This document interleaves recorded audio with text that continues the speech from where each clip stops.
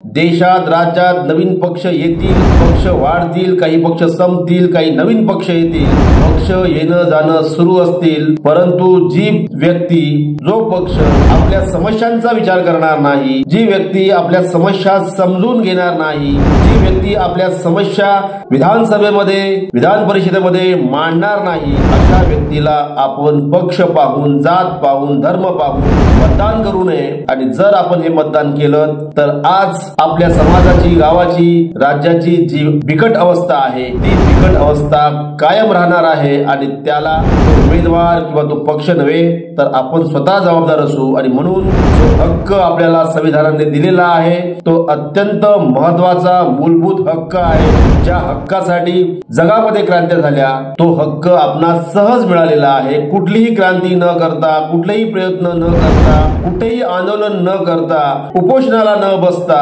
आपल्याला हा बहुमूल्य अमूल्य असा अधिकार प्राप्त झालेला आहे आणि तो अधिकार आपण बजावणारच अशी आपण मनामध्ये खात्री करून घ्यावी, चंग बांधावा। एज्युकेट भारत न्यूज या चॅनलच्या माध्यमातून मतदानाच्या बाबत मी जो व्हिडिओ तयार केलेला आहे आणि हा व्हिडिओ जर आपणास आवडला असेल तर या चॅनलला आपण सबस्क्राइब करावं, व्हिडिओला लाईक करावं आणि हा व्हिडिओ सर्वांना शेअर करावा। परत भेटू नवीन व्हिडिओसह, तोपर्यंत सर्वांना नमस्कार।